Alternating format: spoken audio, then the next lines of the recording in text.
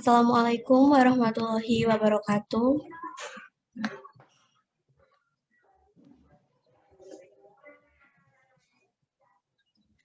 Selamat datang dalam serangkaian kegiatan Sekolah Pasar Modal level 4 dengan tema Analisa Teknikal, Sabtu 26 Juni 2021.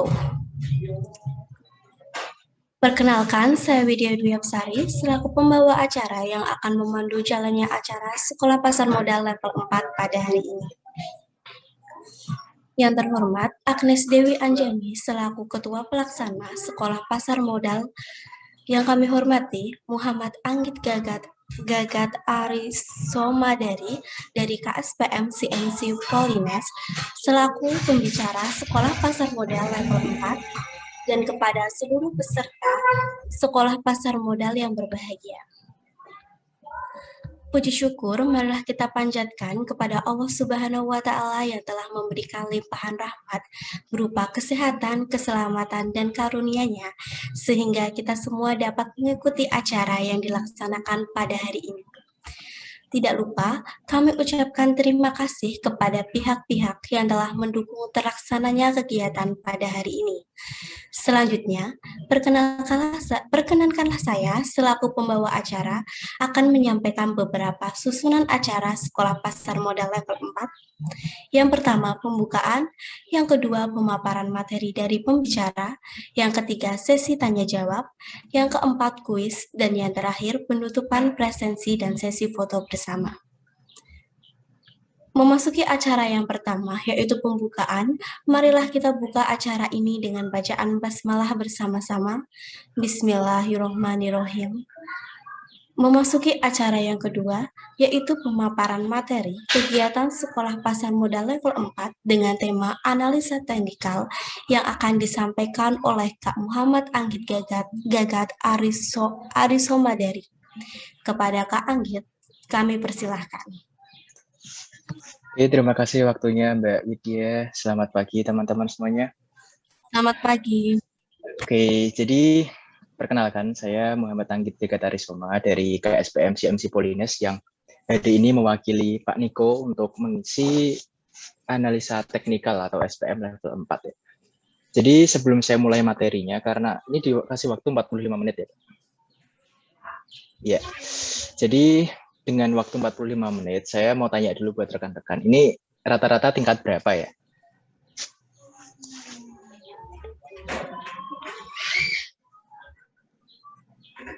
Gimana, Mas? Tingkat berapa ya, Mbak, rata-rata ini yang ikut SPM pada hari ini? Tingkat kuliahnya. Kalau saya kan tingkat 4, ini udah semester 8.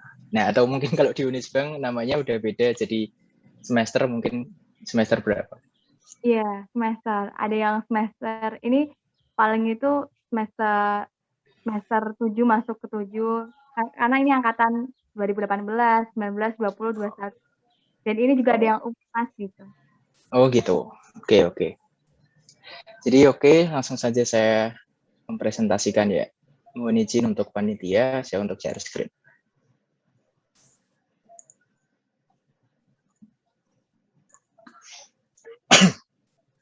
Oke, apakah layar saya sudah terlihat, teman-teman? Sudah. Udah ya. Jadi saya agak geli ketika dipanggil Pak. Kita masih mungkin seumuran gitu. Saya usia masih 21 tahun. Ini saya angkatan pertama CMC dan Mas Niko atau Pak Niko selaku ketuanya CMC lagi berhalangan dan semalam telepon minta tolong untuk digantikan gitu. Iya Mas gitu saya. Jadi kita santai aja, kita manggil nama aja nggak apa-apa. Jangan Mas atau Pak gitu, apalagi saya belum berkeluarga sendiri gitu. Oke. Jadi pada pagi hari ini kita akan membahas materi yaitu technical analysis sederhana ya, karena Mas Niko semalam requestnya seperti itu. Jadi dengan waktu yang 45 menit saya pertimbangkan bahwa yang pagi hari ini kita akan bahas yaitu ada support and resistance, ada trend line, dan ada moving average. Jadi pada pertama-tama ada sebuah petuah mungkin sebutannya, yaitu there's art inside of chart. Jadi kita nggak bisa membaca chart berdasarkan hanya teori saja gitu loh. Teori yang di buku-buku biasanya kita kalau pakai buku yang terkenal itu ada bukunya Bapak Edianto Ong, Technical Analysis for Mega Profit, itu yang saya gunakan juga. Tapi kita nggak bisa hanya berpatokan bahwa oh teorinya seperti ini, pasti besok akan seperti ini gitu. Jadi kita membutuhkan seni gitu loh untuk membacanya. Nggak bisa, oh ini gini, pasti besok pagi gini. Ini udah breakout, besok pagi pasti lanjut. Enggak. Jadi kita harus mengikuti seni untuk membacanya gitu. Jadi hari ini yang pertama kita akan membahas yaitu support dan resisten. Mungkin sebelumnya ada teman-teman yang udah tahu support dan resisten, nanti tinggal mengikuti saja. Jadi yang pertama, ini kelihatan kan ya layarnya, soalnya di pojok kiri ini kan ada tampilan Zoom-nya pesertanya gitu. Saya geser aja. Oke, support dan resisten itu adalah titik-titik di mana suatu pergerakan saham akan berhenti dan mulai berbalik ke arah. Jadi kalau teman-teman main, analoginya seperti ini. Teman-teman yang cewek mungkin pas kecilnya pernah main bola bekel. Bola bekel apabila kita pantulkan ke lantai, apa yang akan terjadi? Bola bekel itu akan memantul naik. Dan apabila sudah jenuh di atas, dia akan mantul turun lagi gitu loh. Apabila dilempar agak keras ya dari lantai, mantul ke atap, turun lagi ke lantai. Gitu terus pola pergerakannya. Jadi analogi selain bola bekel untuk yang lebih umum mungkin teman-teman pas masanya SMP atau akhir SD menginjak SMP mungkin tahu Gempo. Gempo yang bentuknya seperti ya bakpao gitu, warnanya coklat itu. Nah, ada Gempo yang gamenya kurang lebih cara kerjanya yaitu kita lompat dari satu atap ke atap, dari satu awan ke awan lainnya. Nah, analogi support dan resisten kurang lebih seperti itu. Kita ngelihat ke atas, oh itu ada resist. Apabila kita lompat ke resistnya, ya berarti yang tadinya atap kita berubah menjadi lantai yang kita pijak sekarang gitu. Nah, support dan resisten seperti itu analoginya.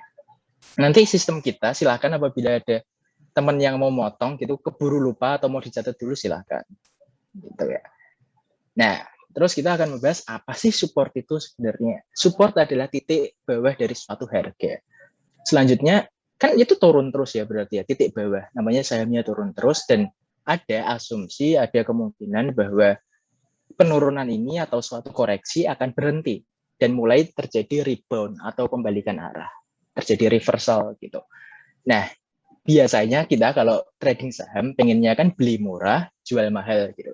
Jual mahal bukan sifat gitu, tapi sebuah aksi yang dilakukan untuk mendapatkan keuntungan, capital gain. Jadi kita beli di bawah, jual di atas. Nah, di bawahnya itu kapan? Yaitu di level supportnya. Seperti itu. Nah, sebaliknya, apa itu resisten? Resisten itu atap kita, bagian atas dari suatu harga gitu. Nah, tadi kan udah diceritain bahwa saham yang turun terus, maka akan mantul ketika kena supportnya.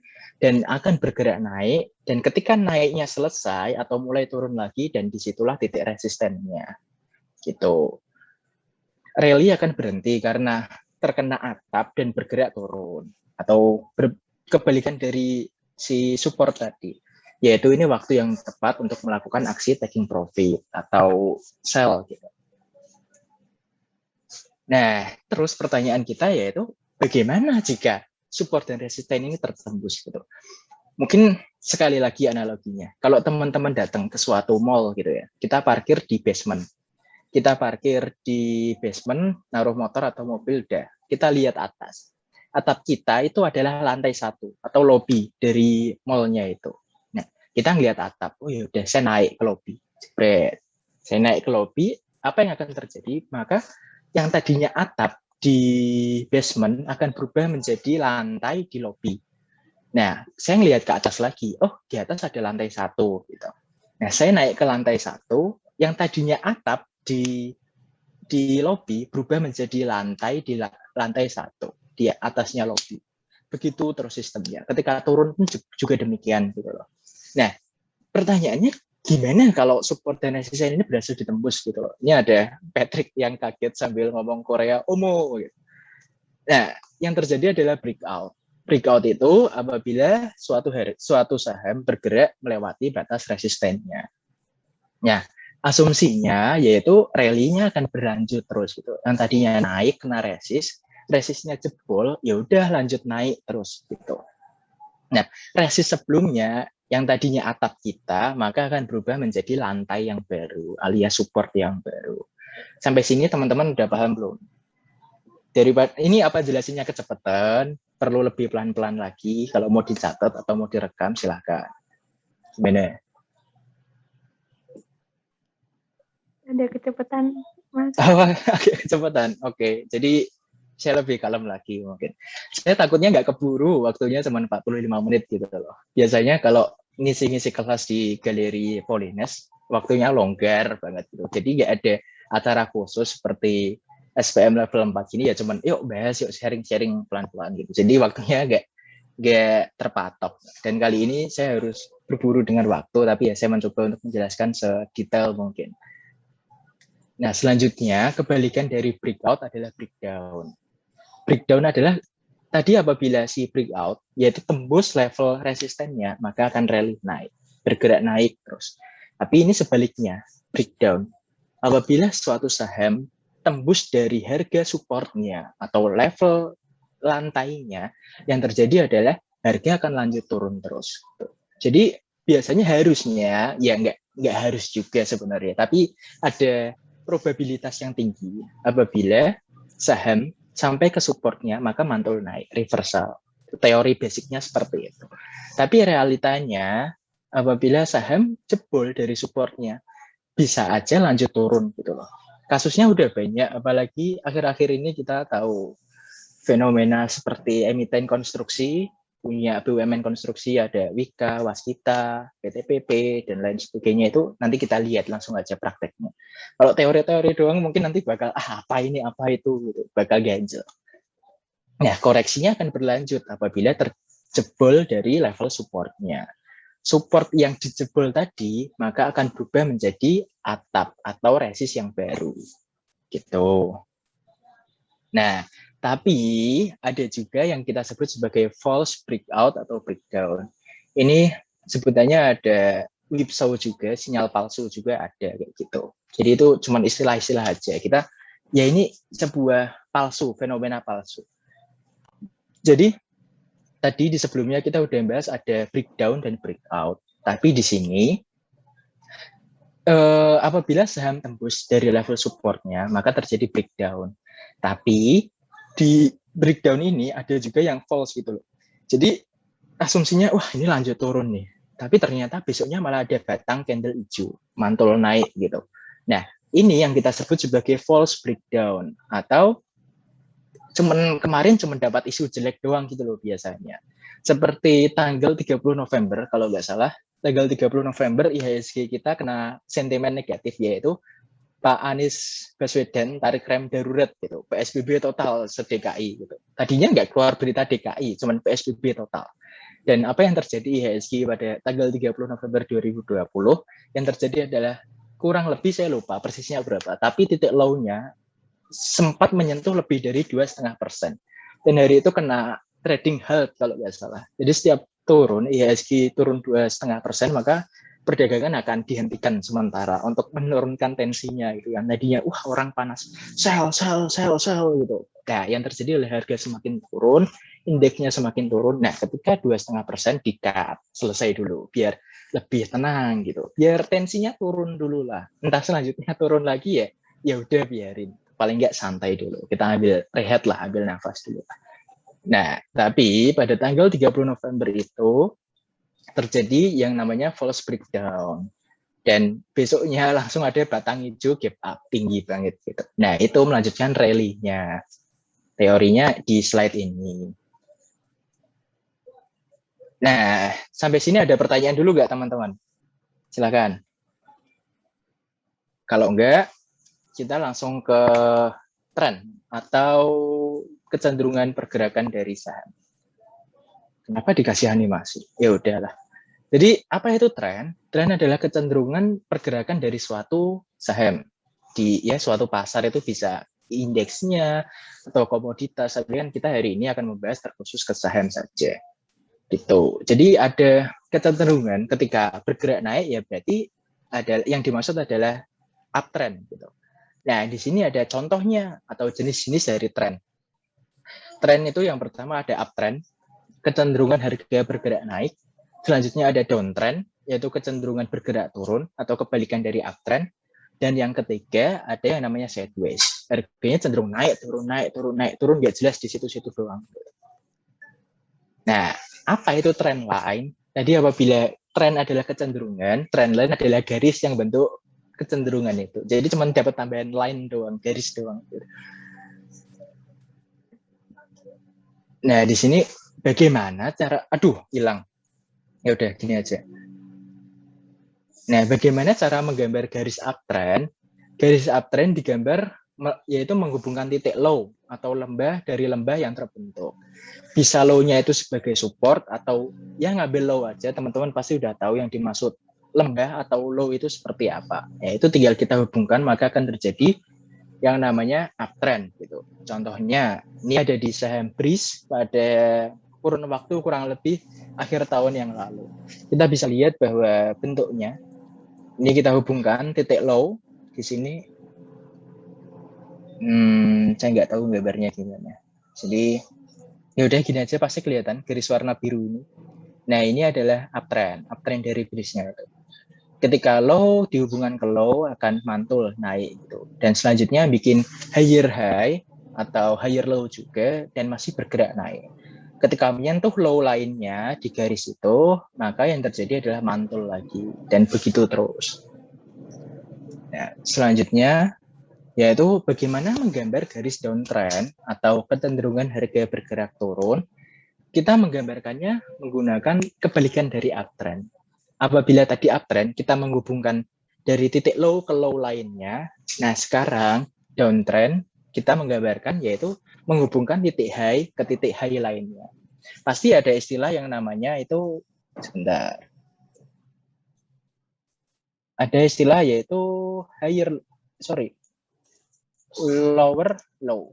Pasti di downtrend ada yang terjadi namanya lower high. Maaf. Yaitu high yang lebih rendah dari sebelumnya. Itu disebut sebagai lower high. Itu contoh dari downtrend. Kasusnya seperti apa? Yaitu ada di sini. Nah, ini ada saham MNCN atau Media Nusantara Citra. Kita tahu ini produknya siapa, yaitu Bapak Haritano Sudibyo. Dan apabila kita tarik, ini grafik monthly chart-nya, maka akan kelihatan bahwa sebenarnya si MNCN ini sedang sangat downtrend sekali. Kapan putusnya? Enggak tahu gitu loh. Terjadi putus ya apabila benar-benar breakout atau lepas dari garis downtrend-nya ini. Nah ini di sini kok ada kan Mas? Di sini ada shadow atas atau upper shadow yang tembus dari si trend line-nya. Ya nggak apa-apa. Karena kalau ini sebenarnya prinsip pribadi ya. Trend line ini juga subjektif sebenarnya polanya. Saya bisa menghubungkan titik low ini ke titik low ini atau ke titik low ini. Jadi polanya itu pola subjektif. Setiap investor, setiap trader pasti punya gayanya masing-masing. Tapi yang pasti ya menghubungkan titik high ke high lainnya gitu. Nah, di sini terjadi sempat breakout dari level trend line-nya, tapi itu ya ini yang disebut sebagai false breakout. Ya, tapi nyatanya batangnya tetap batang merah gitu loh, tetap lebih rendah. Nah, di sini ini whipsaw atau si false break itu. Gitu. Selanjutnya kita akan membahas yaitu bagaimana menggambar garis sideways. Garis sideways itu kombinasi dari dua slide di atasnya tadi, yaitu menggambarkan uptrend, yaitu menghubungkan titik low ke low lainnya, dan downtrend menghubungkan titik high ke titik high-nya. Gitu. Hubungkan lembah ke lembah, puncak ke puncak. Jangan puncak ke lembah ke puncak. Yang terjadi adalah silang.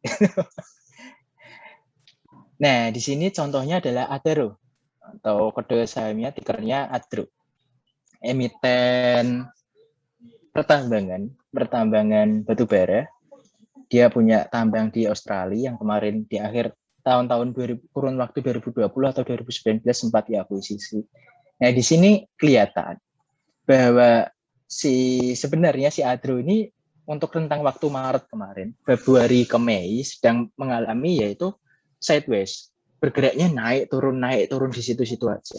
Walaupun sempat beberapa kali di sini ini break out, tapi ya nyatanya nggak bertahan lama, kempes lagi. Nah, nanti ini yang kita kombinasikan dengan moving average gitu. Setelah ini, ya akhirnya juga kembali lagi, nyentuh titik low-nya, mantul naik, kena resistnya, turun lagi, gitu terus hingga. Nah, ini kemarin Jumat ini si Adro itu kuat, resistnya yang dulu sekarang berubah menjadi support setelah ditembuskan. Nah, setelah turun sahamnya terkoreksi, tapi dia nggak ada batang merah yang berada di bawah garis supportnya. Berarti ini asumsi kita si supportnya Adro kuat, yang tadinya resist beberapa kali nggak bisa dijebol, sekarang menjadi support dan supportnya kuat. Apabila komoditasnya bagus, regional kita, Asia kita juga bagus berusahanya, ya kita lihat. Ini tebak-tebakan kita ya. Jadi analisa teknikal itu cuman, wah kayaknya besok bakal A, kayaknya besok bakal B.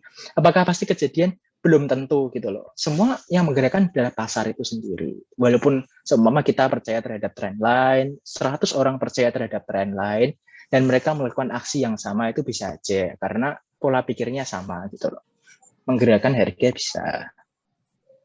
Nah, selanjutnya ini yang poin kita pembahasan pada pagi hari ini itu pentingnya di sini ke moving average.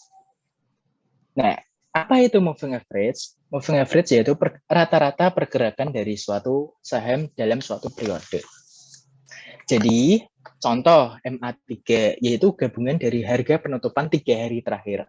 Berarti hari Rabu, Kamis, Jumat. Closing-nya ditambahkan semua dibagi 3. Maka di hari Jumat akan tahu nilai MA3-nya berapa. Seperti itu. Nah, terus selanjutnya yaitu sangat umum digunakan sebagai trend line sekaligus support dan resisten. Itu nanti kita bahas langsung prakteknya. Ada potensi besar untuk berbalik turun apabila si moving average ini menjadi resistennya. Dan waktu yang tepat untuk melakukan profit taking gitu. Nah, ya di sini bagaimana membuat garis-garis MA?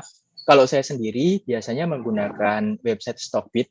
Teman-teman pasti tahu stockbit.com itu. Saya pakainya enggak yang license pro sebulan, 6 bulan, setahun gitu enggak. Saya sebulan sekali bikin, ini life hack mungkin. Saya sebulan sekali bikin akun baru, pakai nomor baru dan pakai email baru setiap bulannya seperti itu untuk ngakali lah. Karena saya biasa menggunakan Stockbit jadi udah nyaman gitu. Nah, cara buatnya seperti apa? Kita pilih menu Chartbit. Apabila sudah masuk ke Chartbit, selanjutnya kita ke indikator, pilih cari moving average atau langsung ketik MA, maka akan diarahkan ke moving average. Terus kita ke format, keluar MA, si defaultnya akan menampilkan MA50 dengan garis warna hijau muda kalau nggak salah. Nah, itu kita format, kita ganti time frame-nya sesuai yang kita inginkan. Kalau saya biasanya menggunakan rings 3, 5, 10, 20, 40, 50, 60, 100, 200, 400. Kenapa? Karena MA3, MA5 itu biasanya digunakan untuk ya daily trade lah. Nggak perlu panjang untuk mengonfirmasi kapan harus jual gitu. Nggak. Biasanya menggunakan MA3, MA5. MA10 melambangkan 2 hari bursa. 2 minggu bursa. Senin sampai Jumat kali 2, 10 hari. Nah, itu MA10 2 minggu bursa. MA40 sebaliknya, yaitu 1 bulan atau 4 minggu bursa. MA50 ya 50 hari, 60 yaitu berarti sebulan setengah ya kurang lebih ya. Atau enggak, MA60 itu 3 bulan. Maaf, sebulannya kan 5 kali 4, 20 hari. Selanjutnya ada MA100, 200, dan 400. Saya nyebutnya sebagai MA Raja, MA200 dan MA400. Karena biasanya saham apabila terpentok naiknya kena MA400 atau MA200, maka akan kempes, lanjut turun lagi gitu. Begitupun ketika garis MA ini sebagai supportnya, maka dia kuat. Apabila supportnya kuat MA200 dan 400 ini, maka apa yang akan terjadi yaitu mantul naik gitu. Nah, selanjutnya bagaimana menggambar garis MA? Bagaimana membaca? Maaf, tadi udah garisnya, sekarang bacanya. Yang pertama ini MA itu bisa digunakan sebagai trend line. Karena apabila garis MA ini berada di bawah harga, jadi batang-batang candle tadi berada di atas daripada, maaf, garis MA yang berada di bawah. Iya, batang candlenya berada di atas dari garis moving average. Nanti kita gambarkan sebagai pelangi. Maka yang kita baca adalah saham ini sedang uptrend atau bullish, masih melanjutkan kenaikan terus. Sebaliknya, apabila garis MA yang berada di atas harga, maka yang terjadi adalah bearish, alias candlestick-nya berada di bawah dari garis MA-nya, di bawah garis pelanginya gitu nyebutnya saya. Naik dan turunnya saham pasti akan melewati level-level MA. Seperti Maret tahun kemarin pas COVID mulai gila-gilaan beritanya, tanggal 13 atau 18 Maret 2020 itu kan pengumuman pandemi dari WHO. Nah, nanti kita lihat lah. Bahwa nggak tiba-tiba saham wah langsung jebol gitu, enggak, pasti turunnya melewati MA hingga nggak ada MA di bawahnya. Apabila nggak ada MA di bawahnya berarti nyebutnya adalah super downtrend gitu. Nanti ada contohnya. Nah, di sini ada contoh uptrend, yaitu kecenderungan pergerakan saham bergerak naik terus. Nah, contohnya si Bank Jago atau Arto. Nah, tapi kalau teman-teman belajar fundamentalnya Arto kan nggak bagus-bagus banget, Mas. Iya, tapi ya nyatanya sahamnya bergerak naik terus gitu loh. Entah dia sebenarnya emang dibuat naik untuk mancing kita beli sehingga si ownernya atau pihak yang megang jutaan lot di Arto ini pengen jual di harga atas bisa, tapi ya itu kita nggak akan tahu sampai belum kejadian gitu loh. Nah, di sini kita lihat garis pelanginya. Garis pelanginya berada di bawah dari candlestick-nya. Walaupun sempat beberapa kali turun. Nah, di sini bisa di zoom. Jadi di sini ini kurun waktu kapan ini? Oh, April. Pertengahan April kemarin nyatanya jebol. Garis warna hitam itu MA3, berturut-turut merah itu MA5, oranye MA10, kuning MA20, hijau 40, biru toska 50, 60 itu ini, biru tua 60, 100 adalah pink, 200 adalah ungu, dan ini nyebutnya apa ya? Nyebutnya merah apa mungkin ya, teman-teman mungkin lebih tahu. Ya pasti yang di sini warnanya sedikit merah keping-pingan itu MA400. Nah, kita kelihatan bahwa kalau gambar kayak gini ya itu ya udah pelanginya di bawah gitu loh. Pelanginya di bawah dari candlestick-nya. Oh, ini uptrend kuat nih. Nah, ketika dia nyentuh MA60 di sini, dia nggak jebol. Dia kuat, bertahan dia. Apa yang akan terjadi? Maka mantul naik. Gitu. Nah, ini tinggal follow the trend aja. Kita cicil beli setiap di MA-nya bisa sistemnya. Trading plan-nya seperti itu. Nah, ini sebuah fenomena, yaitu kebalikan dari Arto persis. Kita tahu bahwa fundamental Arto dibilang bagus enggak, tapi sahamnya naik terus gitu loh. Sedangkan Unilever yaitu fundamentalnya apakah bagus? Bagus. Karena siapa yang nggak tahu produknya gitu loh. Kita tahu kita mandi pakai Sunslick, pakai Lifebuoy, pakai Lux, kita apalagi ya, cuci piring pakai Sunlight. Jadi produk Unilever itu setiap hari kita gunakan, relatifnya seperti itu. Tapi apa yang terjadi yaitu sahamnya bahkan dari Maret tahun kemarin berada di sini. Ini saya nggak tarik, nanti di website langsung di Stockfit. Nyatanya ya downtrend. Kelihatan kan ini bentuk pelangi yang benar-benar pelangi. Garis warna-warninya berada di atas dari candlestick-nya. Ya ini yang kita sebut sebagai downtrend. Downtrend keras. Apakah teman-teman lihat ada garis MA di bawahnya? Enggak. Nah, ini super downtrend itu contohnya adalah Unilever. Begitu. Dia setiap kena garis oranye, maka akan mantul turun. Kecenderungannya seperti itu. Di sini kena kuning, mantul. Kena oranye, kena merah, mantul. Sini kena hijau gak kuat, mantul turun. Seperti itu. Nah, contoh yang cenderung sideways menurut saya di sini ada di Telkom. Apabila dia naik kena MA 400 garis warna merah keping-pingan ini, maka akan kempes, akan turun, spread, turun dulu. Nah, ketika dia nyentuh MA 200 garis warna ungu, apa yang akan terjadi? Mantul naik. Nah, polanya seperti itu, bahkan 1, 2, 3, 4, 5, 5 kali pergerakan Telkom seperti itu. Hingga akhirnya dia breakout. Tapi ya breakout-nya nggak kuat-kuat banget. Karena indeks kita juga, ya kita tahulah keadaannya seperti apa. Indeksnya juga nggak bagus. Dan nggak ada sentimen pendorong buat Telkom. Akhirnya dia ya sempat breakout. Nyentuh jadi support yang baru di sini. Tapi ya sempat mantul hingga akhirnya kempes lagi. Dia resistnya di MA5, di garis warna merah. Kempes. Itu udah selesai. Lebih cepat dari prediksi, harusnya 45 menit, tapi untuk sisanya silakan kita gunakan untuk tanya jawab langsung saja. Gitu.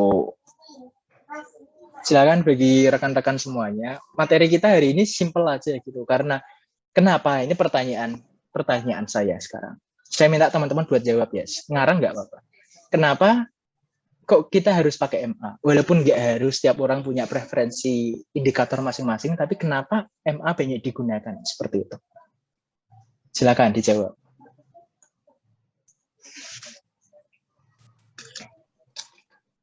Atau jelasinnya kecepatan lagi? Gimana teman-teman?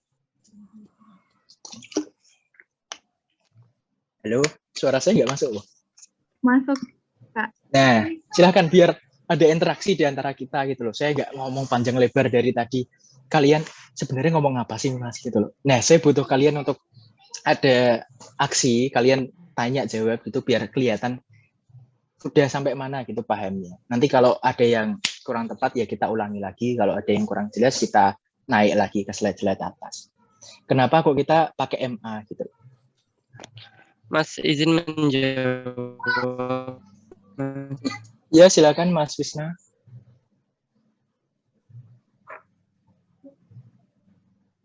Mas suaranya putus-putus ya. Kan emang kan yang garis-garis. Oh iya nyalnya. Bentar.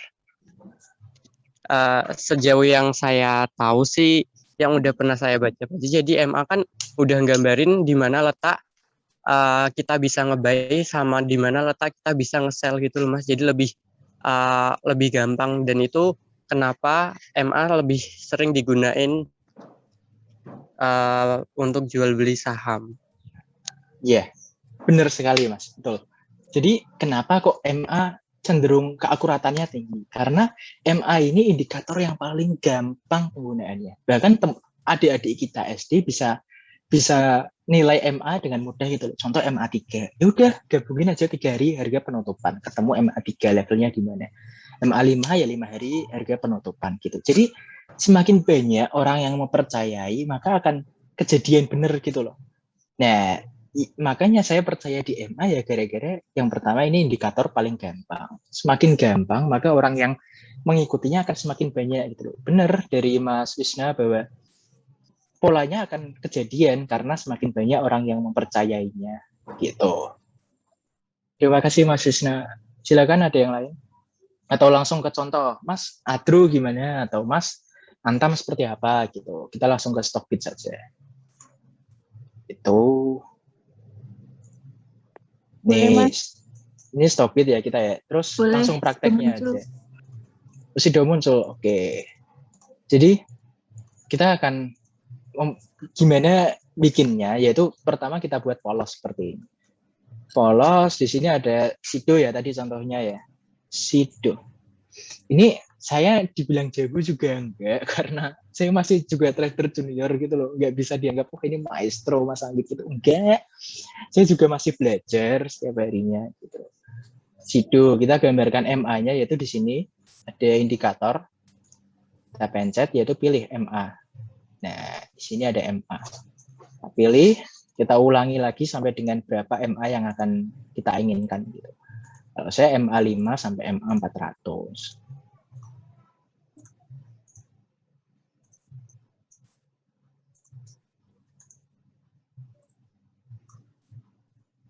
Yuk, kita di sini kita format ada di tengah. Defaultnya akan menampilkan MA50 ya teman-teman, semuanya MA50. Kita ganti di sini. 50 ganti 3. Stylenya ini preferensi pribadi, kalau teman-teman mau ganti jadi warna apa terserah lah. Yang bacanya enak menurut teman-teman silahkan.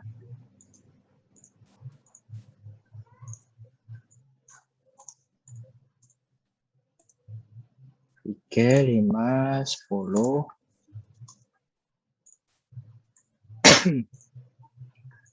Oranye 10, 20. Kuning.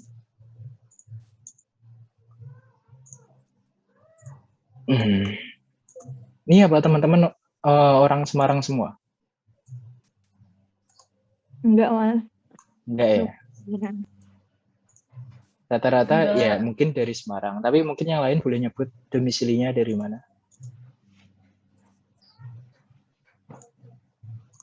Kalau saya Semarang, rumah saya di belakang Rumah Sakit Tugu, kalau teman-teman tahu, di daerah Ngalian. Kalau saya nyebut ABAC mungkin nggak tahu. Kalau nyebut Ngalian, nyebut UIN, nah di sekitaran situ lah.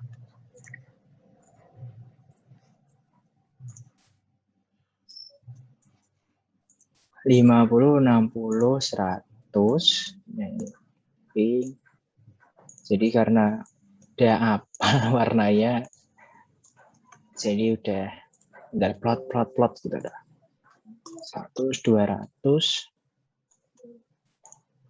Ungu. Dan terakhir MA 400. Custom design. Nah.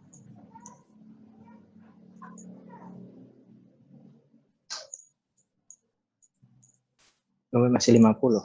Nanti jadi MA 400. Nah, ini contoh dari Sido muncul ya, teman-teman. Nah, kayak gini gimana? Kalau tadi udah dijelasin bahwa kalau ada MA di atasnya, berarti sahamnya lagi downtrend. Nah, kalau kayak gini gimana? Menurut tadi yang tanya Mbak siapa? Kayaknya cewek tadi. Gimana? Saya tanyakan dulu, menurut Mbaknya seperti apa? Nanti kalau apa kita bahas gitu. Silakan. Gambarnya seperti ini sudah muncul. Gambaran ya. Kalau masih belum, tadi ya kita ulangi lagi. MA bisa digunakan sebagai trend line, yaitu apabila si garis MA berada di atas dari candlestick-nya, maka akan menunjukkan yang namanya downtrend. Nah, di sini, hilang. Di sini, dia pecah, Mbak. Nah, di sini dia pecah MA 200, garis warna ungu. Nah, MA 200 dia pecah. Nah, selanjutnya sempat hijau, sempat di atas. Tapi ya kita nggak bisa langsung konfirmasi bahwa apabila pecah, itu langsung ya udah jangan beli sell gitu. Enggak.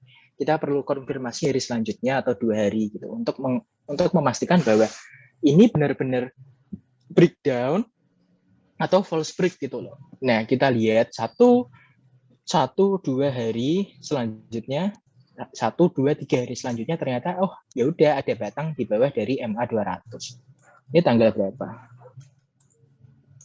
Di sini tanggal 14 Juni kemarin. Wah, ini ada batang merah. Ini kita kombinasikan dengan volume. Ada batang merah di bawah MA 200. Walaupun tidak disertai dengan volume tinggi, yang artinya banyak aksi sell gitu. Tapi di sini kita bawa, oh ada batang merah di bawah MA 200. Ya udah, jangan masuk dulu. Dan yang terjadi ya, pet turun. Nah, setiap hari, ini kuncinya adalah saham hampir setiap hari pasti melewati MA 3-nya. Jadi kita nggak usah kesusu ngejar saham yang naik terus gitu. Seperti contoh, nanti ya, kita bahas ada agro. Nah, seperti contoh agro itu jangan ngejar yang kayak gitu, sabar dulu gitu. Ataupun kalau mau beli, kita beli minimal di level MA-nya gitu. Kita beli di MA-nya biar apa? Biar aman. Kalau cut loss enak gitu. Kita beli di MA 3. Kalau Sido teman-teman menggolongkan sebagai emiten berfundamental baik atau cocok lah buat investasi, ya udah pasang cut loss-nya 5-8% gitu. Tapi ini sesuaikan lagi ke trading plan teman-teman ya. Jadi kalau saya itu 5-8% untuk yang emiten blue chip. Gitu. Ya, walaupun dibilang blue chip juga enggak juga sih Sido, tapi ya kita tahu lah prestis lah untuk di farmasi seperti itu. Atau dia masuknya konsumer ya, saya lupa. Nah, di sini ada batang dan selanjutnya kita kalau di sini beli MA 3. Cut loss ya apabila turun, pasang aja stop loss berapa hari gitu. Apabila turun 5-8% ya udah buat. Dari sini kelihatan lah, dia aja nggak bisa tembus, nggak ada batang hijau, atau high-nya level 15 Juni, cuma nyentuh MA3. Nah, besoknya ya seperti itu. Nah, ini MA3 setiap hari kan dia sentuh. Maksudnya dia sentuh gimana? Dari rentang low sampai high-nya, dia pasti ada level di MA3-nya. Gitu. Nah, bisa lakukan pembelian di situ. Nah, ini saya nggak saya masukin di materi PPT tentang indikator stokastik dan si MACD, tapi ya nggak apa-apa lah kita buat sekalian. Indikator MACD, Moving Average Divergent Convergence. Stokastiknya kalau saya prefer pakai 1433, divergentnya 33 masing-masing. Ini saya kembalikan ke preferensi teman-teman.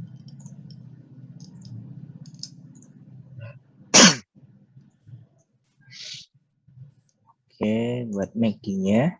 Jadi gini ya teman-teman, bahwa kita nggak bisa memastikan saham pasti naik atau turun berdasarkan satu indikator saja. Ya, walaupun kita hari ini hanya membahas tentang, mayoritas akan membahas tentang moving average, tapi kalau bisa jangan menggunakannya satu indikator. Kenapa alasannya? Yaitu gini, indikator orang sehat itu apa? Orang yang badannya bagus gitu. Yaitu dia makan makanan bergizi, 4 sehat 5 sempurna bahasanya. Terus tidur yang cukup, olahraga, minum multivitamin. Nah, seperti itu. Jadi kita nggak hanya bisa mempercayai, oh MA saja gitu. Enggak. Kita perlu indikator lain untuk menunjang si MA itu biar nggak alone, biar nggak sendirian gitu. Ini sebenarnya bisa di-hide ya sih. Hide thumbnail. Oh, bisa loh ternyata. Nah, di sini kita lihat bahwa pas break dari MA 200 di sini terjadi dead cross. Si garis stokastik, garis warna biru motong ke bawah dari garis convergent motong ke bawah dari garis divergentnya, si stokastik. Ya, yang terjadi seperti ini. Nah, sekarang udah di bawah cenderung sideways. Apabila kita bikin kotak, di sini kotaknya sideways dia. Nah, sini sideways karena low-nya berada di level yang sama, yaitu di ngeceknya di sini ya teman-teman. Di sebelah kode tickernya, industri jamu sudah muncul. Nah, di sebelahnya ada titik OHLC-nya. Di sini titik close-nya, karena batangnya merah, closing-nya ada di 730. Nah, berturut-turut besoknya juga low-nya di 730, besoknya low 730, besoknya 730, dan do it again and do it again. Nah, sedangkan kita lihat bahwa stokastiknya cenderung mulai bergerak naik.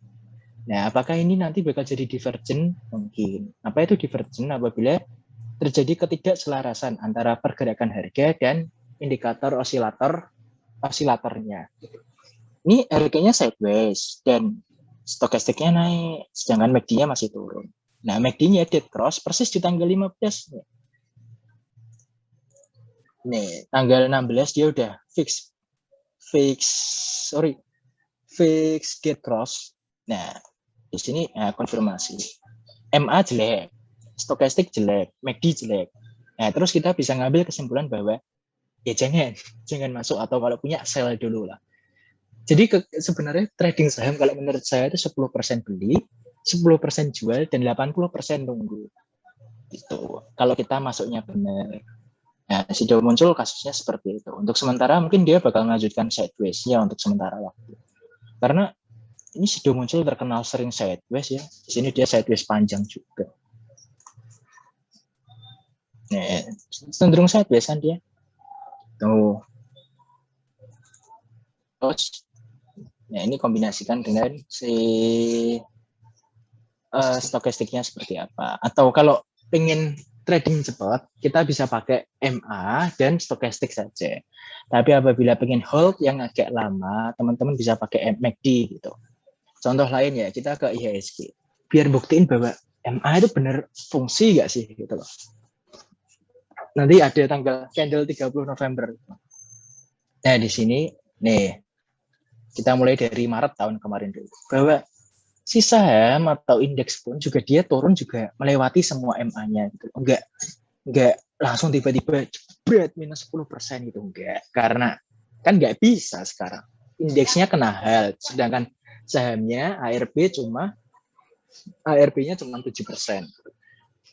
Nah, di sini dia kena resist dia. Sini kena resist MA berapa, teman-teman? Kena resist MA 200 atau garis warna ungu. Sini dia sempat hijau, breakout nih, teman-teman. Tapi hari selanjutnya dikonfirmasi ada batang minus 1,38%. Kembali lagi di bawah garis MA3-nya. Ya udah, sell gitu. Ya, lanjut turun. Dia menemukan titik low lainnya. Di sini mungkin ada double bottom. Teman-teman kalau belum tahu, double bottom itu titik low yang sama. Ya, kurang lebih di sini, tapi nggak sama persis. Nah, di sini besoknya mantul naik. Di sini, wah ini breakdown nih, teman-teman.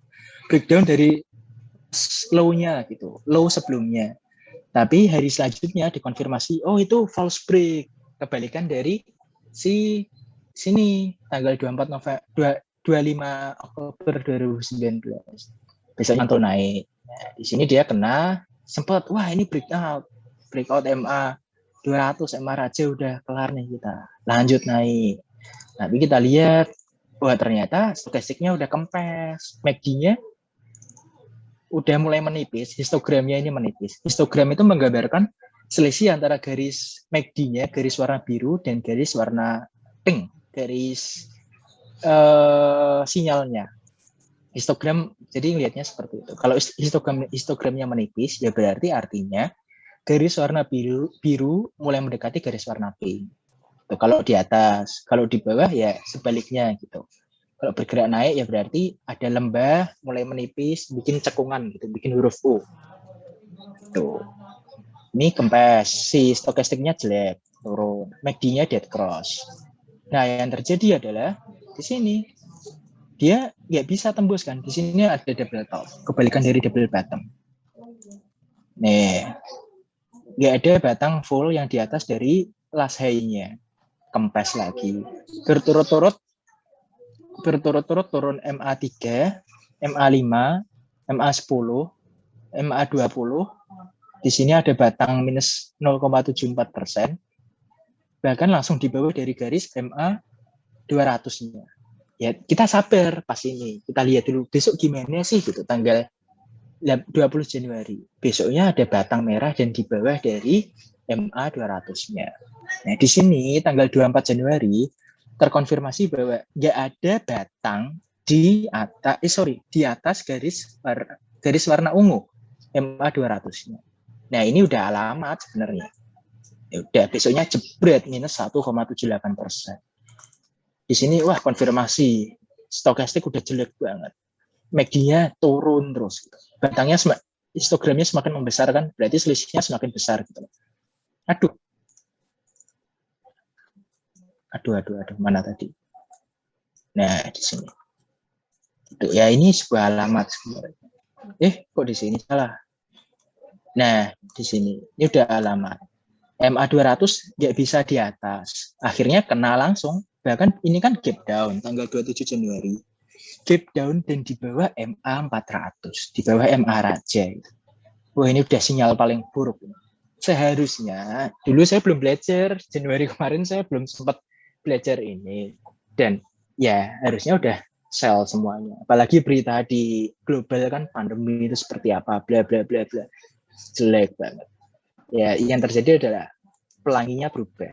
Yang tadinya di bawah, garis pelangi sempat di bawah, sekarang pelanginya di atas. Nih, jebret turun terus. Hingga akhirnya di sini karena resistnya berubah menjadi garis warna kuning. Nggak bisa jebol, lanjut turun. Bahkan gap down 2,48%, gap down 7% kurang setengah. Ya, sinyalnya nggak ada yang bagus sama sekali di indeksnya. Jebret. Hingga akhirnya ya udah jenuh gitu loh. Mulai terlihat jenuh kapan? Ya ketika mulai ada kenaikan. Di sini kita lihat, loh, MACD-nya gerak naik, guys. MACD-nya naik. Terus si MACD-nya tadi stokastiknya naik. Sekarang MACD-nya juga gerak naik. Udah positif sinyalnya, dan tiba-tiba langsung ada batang full menghajar MA3 dan MA5-nya. Tanggal 26 Maret 2020. Naik 10%. Wah, ini udah firasat bagus. Diiringi dengan volume juga tinggi. 26 Maret. Di situ. Nah, ini sinyal pembalikan arah salah satunya seperti ini. Reversal.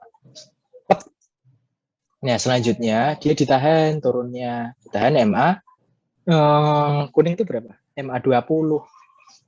Nah, tapi Mas besoknya sempat naik terus sideways sementara. Nah, dia sideways-nya juga masih di range low sebelumnya gitu loh. Masih aman. Nah, ya udah, the rest is history.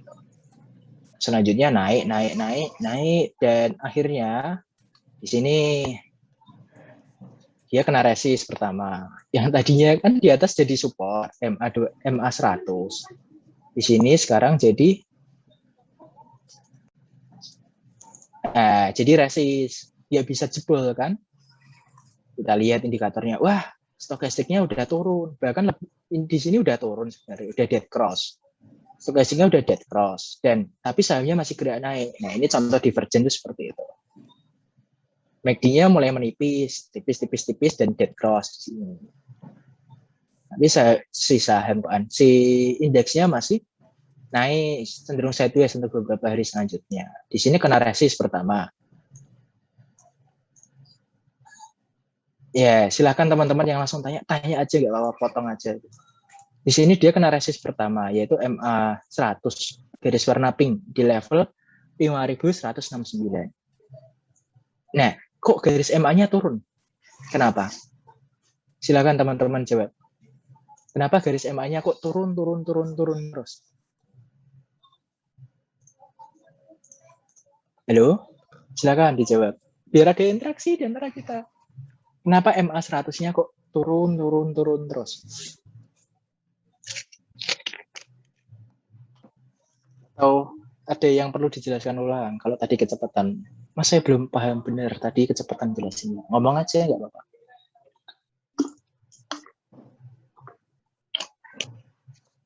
Iya, Halo? banyak yang belum paham. Oh? Halo. Iya, belum pahamnya di sebelah mana? Ya kan kalau saya pribadi masih asing sih, jadi belum nangkep kayak istilah. Kalau Masnya kan tadi pakai bahasanya istilahnya pakai yang analisis.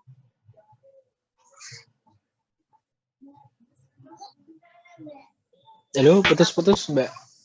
Oh, bentar Mas. Iya.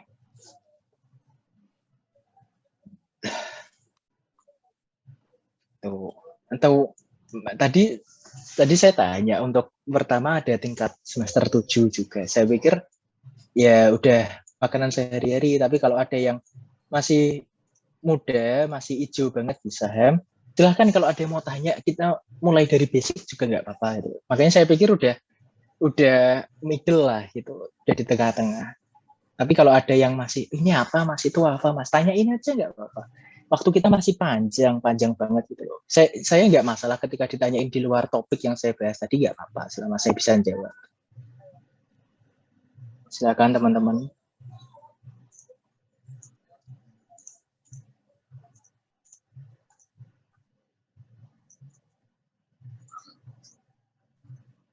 Atau pesertanya berapa nih? Ada 41 atau kita random pilih aja.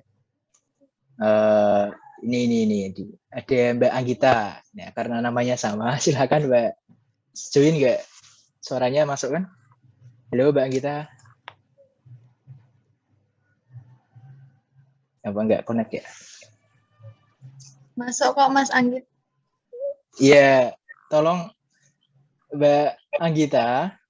Kalau yang menjawab ini Mbak Anggita atau yang lainnya, silakan dijawab. Nggak apa-apa, ngarang aja terserah gitu loh. Kenapa kok garis MA-nya turun terus gitu? Silakan. Biar kan kita tahu salah apabila kita tahu benar kalau sebelumnya salah dulu gitu loh. Makanya jawab aja ngawur gitu nggak apa-apa. Nanti saya jelasin lagi. Silakan. Kenapa garis MA-nya kok turun terus?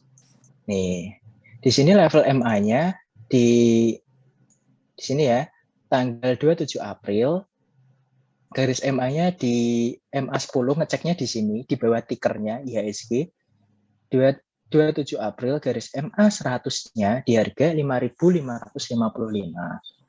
Dan berselang 2 bulan kemudian, Mei, April, Mei, Juni, tanggal 27 Juni atau tanggal 26 yang paling mendekati, yaitu udah turun 600 perak, 500 lebih.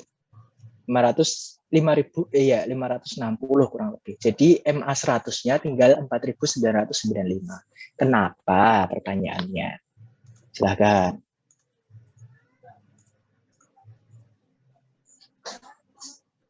Apabila Mbak Anggit nggak ada tadi, silakan buat teman-teman lainnya. Random sampling lagi. Mbak Lisa, halo, temannya Mbak Ros. Halo Mbak Lisa. Ada nggak Mbak Lisa?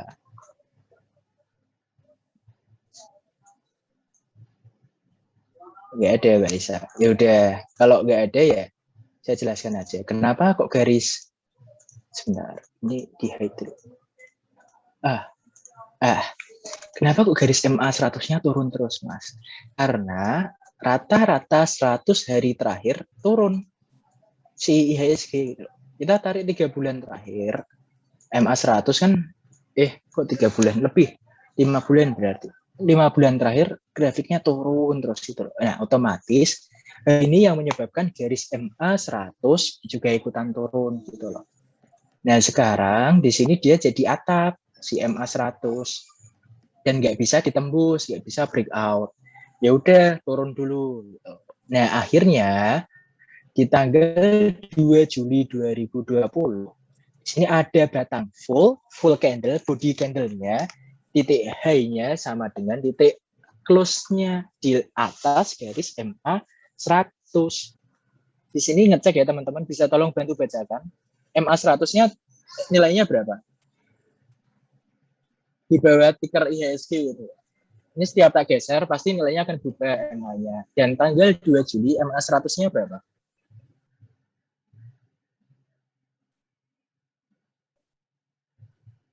Yang 4.952 itu, Mas. Ya, betul sekali. MA 100 IHSG pada tanggal 2 Juli 2020 nilainya 4.952. Nah, closingnya teman-teman bisa cek di sebelah kanan IHSG. Closingnya di 4.966 alias lebih tinggi daripada garis MA 100-nya. Nah, ini yang kita sebut sebagai breakout. Besoknya terkonfirmasi walaupun nggak nyentuh MA3, di sini ngambang batangnya. Nah, di sini kan si batang atau titik low-nya bahkan tanggal 3 Juli 2020 tidak menyentuh garis warna hitam, garis MA3. Besoknya nyentuh, tapi di sini enggak. 2 hari berturut-turut terkonfirmasi bahwa ada batang yang berada di atas garis MA 200. Nah, ini benar-benar breakout, sinyalnya seperti itu. Naik terus, hingga akhirnya mencari resisten yang baru. Nah, resisten yang baru didapat di MA 200. Nah, ini kenapa saya nyebutnya sebagai MA Raja, MA Dewa. Dia nyentuh MA gede, maka akan kempes, akan turun dulu. Gitu. Nah, di sini. Nih.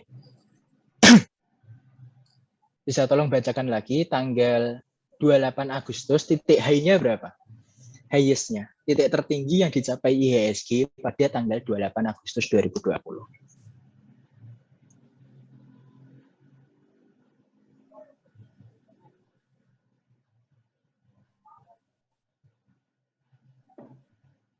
Halo?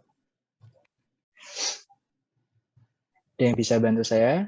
Tanggal 28 Agustus 2020, titik high IHSG berada di mana? Ngeceknya ada di sebelah tulisan indeks harga saham gabungan di pojok kiri atas itu. Titik high-nya ada di level 5.381. Lebih tinggi daripada garis MA 200-nya. MA 200 cuma 5.376 gitu. Tapi sayangnya batangnya merah. Pada hari itu cuma titik high-nya doang. Titik pernah naik di atas MA 200. Lalu jam 3 sore closingnya ada di bawah dari MA 200 lagi. Berarti batal, nggak jadi nggak jadi breakout gitu loh. Sinyalnya seperti itu. Turun hingga nyentuh ke supportnya. Nah, ini tadinya kan di sini jadi resist ya.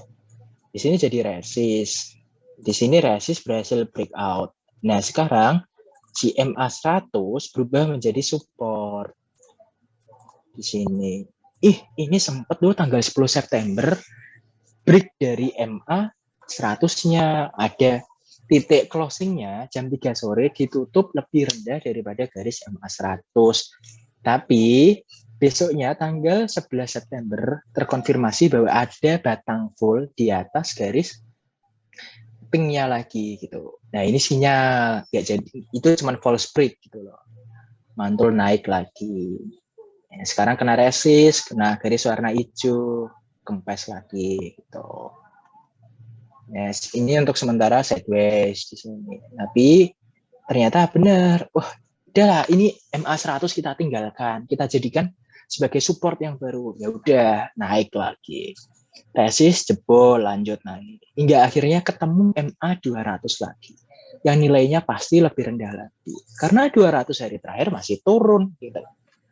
Kempes, turun lagi. Nah, selanjutnya wah di sini masih belum bisa.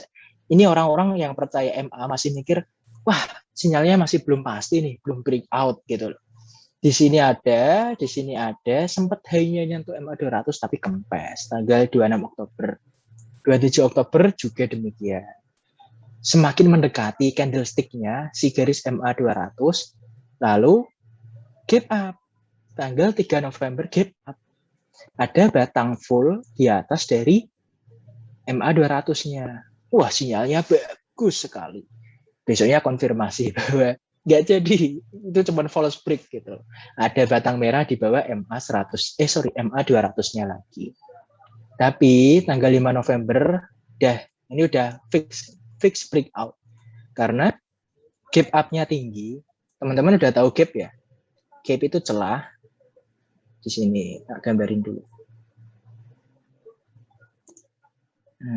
Guys. Nah, closingnya tanggal 4 November kan di sini di 5.105. Openingnya hari tanggal 5 sehari selanjutnya yaitu di 5161. Selisihnya berapa? Close-nya 5105, openingnya 5161. Selisihnya kurang lebih 56 perak gitu. Nah, harusnya kan saham atau semua instrumen yang benar yang pakai candlestick closingnya sama dengan openingnya besoknya gitu. Tapi ternyata gap up. Wah, ini udah sinyal bagus banget.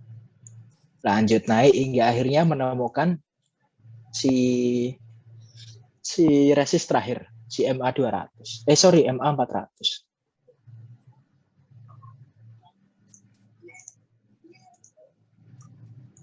Nah, akhirnya ya boom, naik lagi.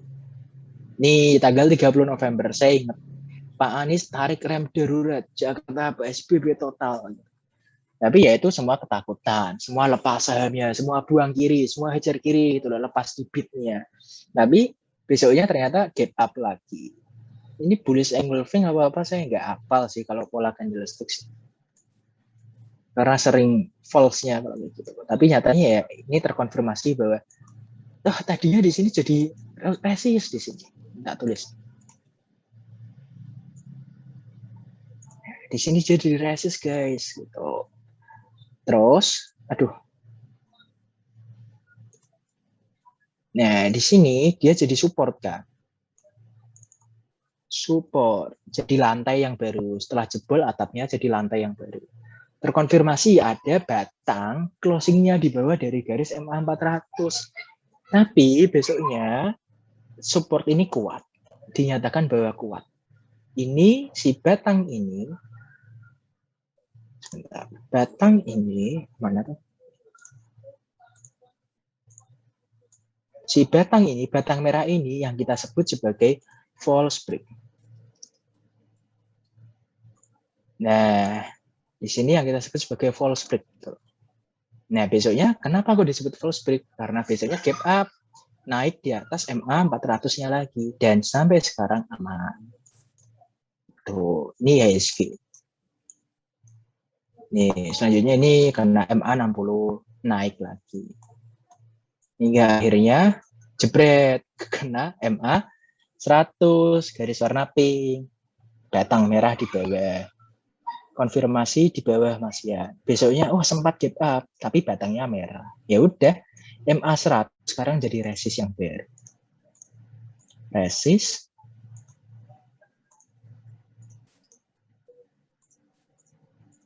di sini jadi resist. Nah, dua ini itu resisten yang baru. Kempes gak kuat. Sideways turun. Hingga akhirnya ini ada batang langsung di bawah dari 3 MA sekaligus. 4 bahkan MA 3 garis warna hitam, merah, oranye, kuning di bawah. Ini udah sinyal buruk. Kempes, jebret. Nah, tapi aman. Nggak sampai ke MA 200 lagi. Tapi ya ini masih jadi resist MA 100 kita. Sampai sekarang. Resist.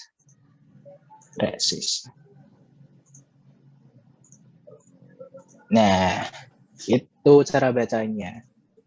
Ini buat IHSG. Kalau teman-teman mau bahas yang saham khusus apa, silahkan ngomong aja.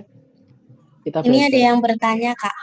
Oh iya, di chat ini ya. Dari Kak Widya Puja, apa saja tipe dasar indikator analisis teknikal yang perlu diketahui? Oke. Jadi yang paling basic, ini Kak Widya ini semester berapa?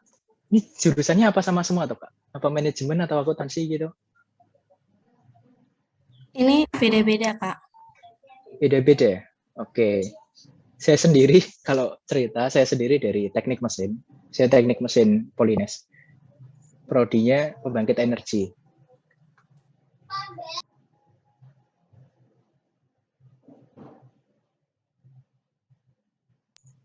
Nah,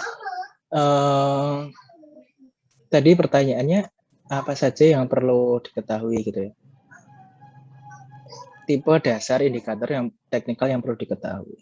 Yang perlu diketahui MA wajib, karena banyak orang yang percaya gitu. Semakin banyak yang percaya maka akan kejadian benar. Gitu. Saya bikin listnya di sini aja ya. Yang pertama MA, selanjutnya stokastik, selanjutnya MACD.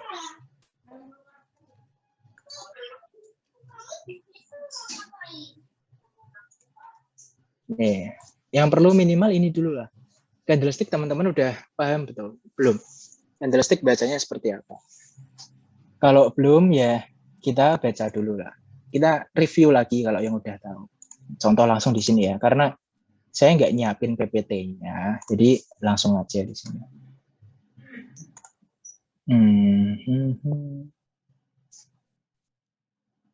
Horizontal, vertikal.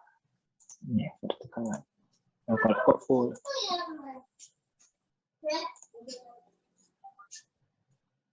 Mana? Ya udah pakai ini aja. Gambarin, pakai brush. Ya. Jangan jelek. Ya udah sini aja lah. Tadi PPT-nya aja. Ini slide. Kita gambarkan ya cara membaca candlestick itu seperti apa bagi yang belum tahu. Aduh. Nah, apabila batangnya merah, kita identifikasi dari batang dulu.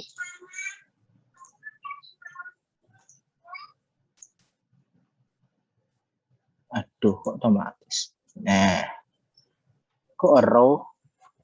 Ini saya nggak nyiapin materi tentang candlestick, jadi ya apa adanya aja ya. Mohon dimaklumi. Ini kita hitam, ya terserah lah ini lah. Tapi ya kita pakai yang paling basic aja, sesuai dengan yang biasanya dipakai. Tuh, duplicate bawah. Nah ini kalau batangnya merah, kalau batangnya hijau, Marvel color. Kalau batangnya hijau, tandanya hari itu naik gitu.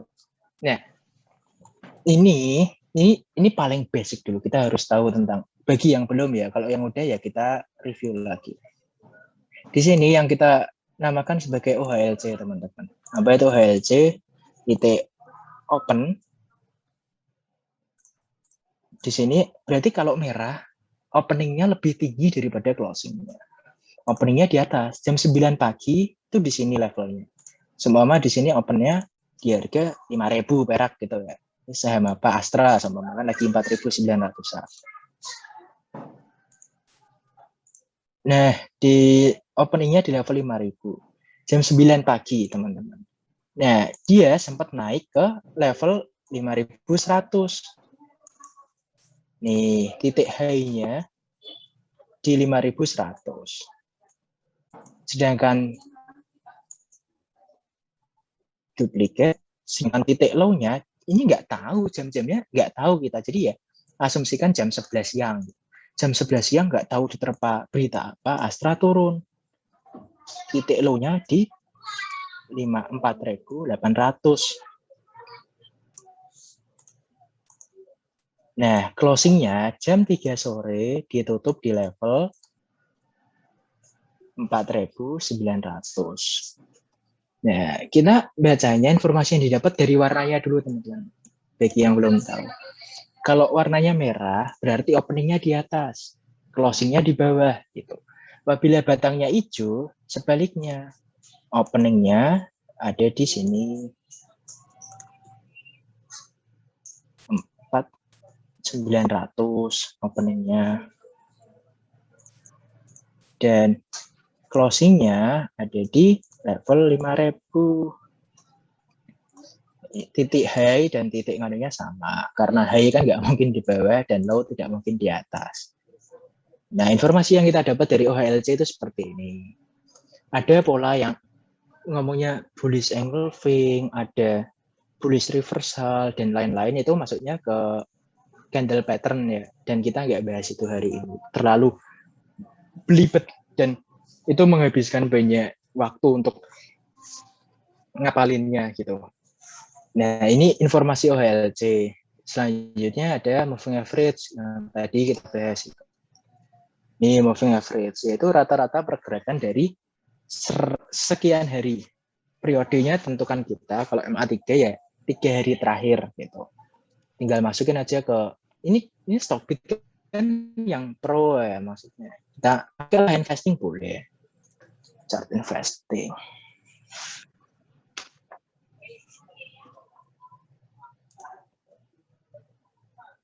Oke, di sini ini investing saya udah pasang di sini volume, otomatis akan AAPL Apple. Kita ganti contoh lah siapa ya? BBRI. Jangan lupa cari yang Jakarta ya. Soalnya kadang ada yang ketuker-tuker, ada yang di Setra, di Jerman, ada yang NYSE gitu. Nah, di sini kita ganti informasinya jadi candle, teman-teman. Di sebelah sini candle nih. Nah, kita klik. Time frame-nya dibuat one day. Di sini one day udah. Nah, kita dapat informasi. Di sini candle-nya BRI seperti ini. Kalau pengen MA, di sini indikator. Nah, di sini kita klik, kita ketikkan MA. Maka akan keluar, aduh, MA, moving average atas sendiri. Kita klik sekian kali, nanti sesuaikan aja. Nanti keluar seperti di sini. Seperti, nah, di sini. Nanti keluar pelangi. Untuk warnanya disesuaikan saja. Nah, selanjutnya setelah itu, tentang stokastik. Stokastik itu untuk mengukur level harganya jenuh apa gimana gitu. Level jenuh untuk stokastik yaitu ada di level di bawah dari garis jenuh jual, ada di bawah garis MA, di bawah area 20 atau 30-nya. Nih. Nah, di sini BRI masih di area udah golden cross. Golden cross itu warna biru, garis convergence-nya motong garis divergent. garis merah ini golden cross. Di area oversold, jenuh jual. Jenuh jual di sini. Artinya apa? Penurunan udah diprediksi bakal selesai. Saatnya naik gitu loh, karena udah capek turun terus gitu. Nah, sebaliknya di atas level 80-nya ada yang kita sebut sebagai, aduh, kok nggak bisa di copy paste ya? Nggak bisa, ya udah. Selanjutnya di atas itu ada area jenuh beli, yaitu ketika orang-orang mikirnya, wah harganya udah terlalu tinggi, kapan koreksi gitu loh. Nah, ini di area 80 ke atas. Teman-teman bisa pakai rentang 20-80 atau ya, atau 30-70. Di sini inputnya. Ini di sini. Ini sesuaikan aja preferensi masing-masing. Tapi yang paling umum ya 20-80 dan 30-70. 100. Apabila terjadi golden cross di area oversold, di sini golden cross, perpotongan ke arah atas, ya sahamnya akan cenderung bergerak naik kan di sini. Boom. Dari 3.800 ke 4.300 gitu. Nah, ketika udah mulai capek, udah mulai turun stokastiknya, harga terkoreksi. Nah, selanjutnya ini udah ya, stokastik paham belum sampai sini? Selanjutnya ke MACD. MACD yang bersama fungsinya, tapi untuk time frame yang lebih panjang.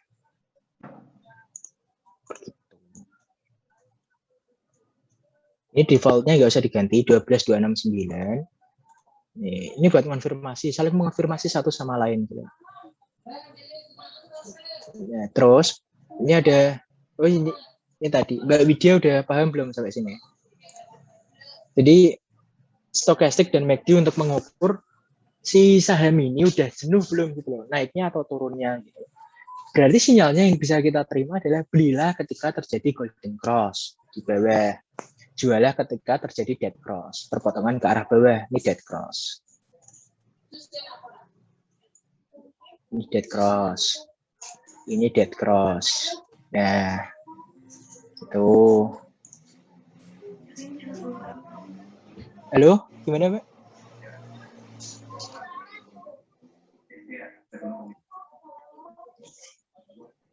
Oke. Kalau belum ya kita lanjut. Ini ada pertanyaan selanjutnya dari Mbak Lailatun Zuhro. Ini bertanya, Mas, tadi Mas bilang bahwa analisa teknikal itu subjektif. Sedangkan fundamental kita lihat pada laporan tahunan. Misalkan kita tidak menggunakan analisa teknikal, hanya menggunakan fundamental saja, minusnya gimana? Minusnya adalah pertanyaan yang bagus sekali dari Mbak Lailatun Zahro. Pertanyaan yang bagus. Jadi kita nggak bisa hanya beli berdasarkan fundamental saja ataupun teknikal saja. Karena seumpama contoh si Arto tadi. Arto. Where is it? Nih Arto. Ya udah kita ketik lah. Arto. Apakah Arto berfundamental bagus? Tidak sama sekali. Karena perusahaannya masih minus. Kalau teman-teman tahu ini Arto ini bank digitalnya Gojek ya. Jadi Gojek punya saham berapa ya? Saya cekin di RTI. Mari kita buka RTI. Teman-teman udah punya RTI? Kalau udah kita cek. Di RTI bisnis, kita ketikkan Arto. Arto. Terus kita pindah ke profil.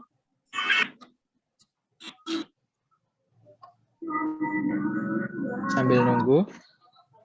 Jadi si Arto ini bank digitalnya Gojek. Kenapa naik terus? Ya karena investor berpikiran bahwa wah semua nanti ke depannya bahwa jumlah bank konvensional atau fisiknya yang ada gedung mulai akan dikurangi gitu loh.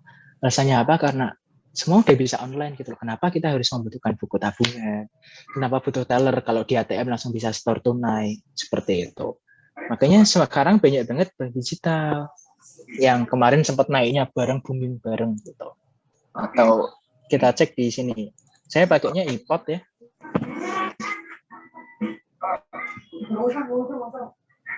Udah kamu tenang aja. Tapi nggak kasih itu. Jadi belum seperti ini. Tapi karena kalau dari kita ngeceknya di securities analyst, terus ke company profile. Ini si Gojek saya belum, si Arto saya belum keluar di RTA. Tak ulangi lagi. Ya, sambil nunggu kita cek yuk keuangannya Arto seperti apa. Nah, ini Arto nih. Arto profil. Nah, ini saya capture, saya kirim ke mana ya? Ke WA. Nanti biar kita bisa cek. Ini udah ke WA. Nih, dompet karya anak bangsa. Itu milik siapa? Perusahaan Gojek. Punya Gojek, dompet karya anak bangsa. Punya sebesar 2,9 miliar lembar atau senilai dengan 21% saham dari Arto yang jago. Jangan kita bandingkan dengan si fundamentalnya seperti apa. Fundamentalnya bahwa saya jujur aja, kemarin teman-teman SPM 3 katanya Mas Niko udah bahas tentang fundamental. Karena saya bukan anak fundamentalis dan saya juga nggak biasa baca laporan keuangan, saya cenderung bacanya dari net income aja, net profitnya aja. Net profitnya salah satu yang saya baca itu net profit. 2015 minus 300 juta. 2016 ini secara year on year ya. 2016 minus 33 miliar. 2017 membaik keuangannya, tapi masih minus 8 miliar. 2018 naik lagi minusnya, minus 23 miliar. Dan 2019 membengkak hampir berapa kali lipat? 5 kali lipatnya lebih di minus 122 miliar. 2020 minus 189 miliar. Ini analyze itu dari, berarti kan ini udah keluar Q1 ya. Q1 2021 dibanding Q1 2020 mungkin. Tolong dikoreksi kalau saya salah baca. Di sini minus 152 miliar. Apakah sudah menghasilkan keuntungan? Belum, secara net ya, secara bersihnya belum. EPS-nya minus, karena earning-nya aja minus gitu loh, earning per share. Jumlah pendapatan laba bersih dibagi jumlah saham yang beredar. Keadaannya masih minus. Per, price to earning ratio. Tadi EPS-nya minus, price-nya naik terus gitu loh. Per-nya gede, tapi minus ya gara-gara si EPS-nya minus, net income-nya minus gitu loh. Ya, apakah perusahaannya bagus secara fundamental? Tidak. Tapi apakah perusahaannya bagus secara teknikal? Banget. Siapa yang nggak mau beli saham yang naik terus? Ini mungkin sedikit melawan teori belilah saham yang kamu tahu produknya. Jadi sebenarnya kalau boleh jujur, saya selaku juga edukator gitu, saya merasa melawan batin gitu loh. Ketika ngasih tahu orang, ayo beli saham yang kamu tahu produknya. Kalau kamu beli Unilever, apa yang akan terjadi? Kempes, hilang terus uangmu gitu loh. Ada salah satu di Instagram yang selalu bahas tentang Unilever udah murah, percaya fundamental. Tapi ya kita nggak bohong bahwa fundamentalnya bagus. Apakah teknikalnya bagus? Sama sekali enggak. Gitu. Jadi ya itu sebuah kombinasi menurut saya sih. Kita nggak bisa berdiri berdasarkan teknikal saja dan nggak bisa berdiri berdasarkan fundamental saja. Tapi karena saya nggak pernah nyimpen saham lama, saya cenderung ke teknikal aja gitu Mbak Lailaton. Tapi ya kalau teman-teman percaya fundamental ya saya nggak melarang, silahkan gitu loh, karena nggak ada salahnya juga percaya terhadap yang terjadi di dalam perusahaan itu seperti apa. Kita bandingin ya ini ya di sini. Walaupun saya pikir nggak apple to apple, tapi ya kita lihat dari net profitnya aja lah. Net profitnya 5 triliun 2015, naik jadi 6,3, naik 7 triliun, naik 9 triliun. 2019 agak turun 7,3 triliun. 2020 turun 7,1. Tapi masih positif gitu loh. Apakah perusahaannya buruk secara fundamental? Tidak sama sekali. Apakah secara teknikal? Iya. Nah, terus hubungannya apa? Saya ngerasa ini ada sesuatu yang salah di dalam manajemen dari Unilever. Bahkan dia kan kemarin baru stock split kan tahun kemarin. Stock split 1/5. Dan dari 32.000 sekarang tinggal 5.000 ke 5, 25. Udah turun berapa persen? Tapi ya saya percaya teknikal karena chart discount everything. Chart discount everything. Maksudnya apa? Maksudnya adalah si chart ini chartnya Unilever itu sudah menggambarkan semua yang terjadi di Unilever. Entah manajemennya bobrok atau emang penjualannya terganggu gara-gara pandemi, saya nggak tahu. Tapi yang pasti chartnya jelek, titik. Gitu. Nah, di sini kelihatan tadi garis-garis MA itu kan sebagai resist. Nih, kena MA hijau, MA 40 kempes. MA 40 kempes. MA 100, 200 sekaligus di sini tak lingkari biar lebih jelas. Nih, kempes. Astra juga demikian. Sempat yang terjadi namanya gap up. Tadi kan teorinya kan gini. Mana tadi? Di sini. Saham naik dan turun pasti, hari ini closing di 5.000. Besok opening normalnya di 5.000. Tapi sekalian lah ya, ada yang namanya gap. Ini materi selanjutnya. Maaf ke lancak-lancak tapi ya nggak apa-apa. Nih, kita akan bahas tentang apa itu gap. Gap itu celah kosong yang diakibatkan oleh lonjakan ketika closing market. Tidak ada transaksi, kelewat gitu aja. Harusnya 5.000, besok opening 5.000. Tapi ternyata 5.100. Ada celah antara 5.000 dan 5.100. Itu yang disebut sebagai gap. Nah, bagaimana gap terjadi gitu loh. Terdapat transaksi order beli atau jual di luar jam dagang. Jam dagang kita sesi 1 jam 9 sampai setengah 12. Nah, sebelum itu di pre-opening biasanya terjadi boom gitu. Orang udah bisa ada yang booking hari sebelumnya, order booking udah bisa melakukan aksi gitu loh. Tapi hanya di emiten-emiten tertentu. Seperti contoh 3 bank BUMN beserta 1 Big Cap Indonesia BCA. Itu pre-opening udah keluar harganya jam 8.55 sampai 8.59. Nah, di sini gap itu disebabkan oleh sebelum opening market jam 9. Dipengaruhi oleh keluarnya laporan keuangan. Ini di bold. Isu-isu breaking news. CNBC biasanya yang ngasih berita aneh-aneh. Upgrade atau downgrade rating yang dimiliki rating emiten yang dilakukan oleh analis. Kita bahas satu-satu. Laporan keuangan yang diterbitkan. Siapa ya contohnya? Saya belum pernah analisa laporan keuangan yang nyebabin itu sih. Tapi lanjut keduanya. Yang kedua yaitu adanya breaking news. Di sini Astra International. Saya masih ingat bahwa di sini terjadi gap. Nih, tanggal 15 Februari terjadi tinggi. Kita tarik price range dari closing-nya. Closing ke opening-nya. Opening kan kalau merah opening-nya di atas ya teman-teman. Nah ini terjadi gap. Gap-nya sebesar 4,27% pas opening market-nya. Gara-gara apa? Ini tanggal 15 Februari. Kalau nggak salah Februari sih. Iya. Saya ingat saya 15 Februari. Di 15 Februari itu si Astra itu dapat sentimen. Pajak mobil 0%. PPNBM itu. Pajak mobil yang termasuk barang mewah diturunkan jadi 0%. Hubungannya apa sama Astra? Yaitu apabila pajaknya dihilangkan, otomatis mendongkrak pembelian orang itu terhadap sebuah barang yaitu mobil. Diharapkannya seperti itu. Tapi MA membuktikan keeksistensiannya. Di sini dia high-nya yaitu 5.950. High-nya 6.250. Di sini 6.250. Itu sama dengan selisih dikit sama nilai MA20 dan MA40-nya. Berurutan 6253 dan 6253. Sama persis. Plek ngeceknya di sini ya, di bawah tikernya. Penganut MA ngomongnya ini belum saatnya breakout. Isu yang keluar PPNBM itu cuma buat mancing aja gitu loh.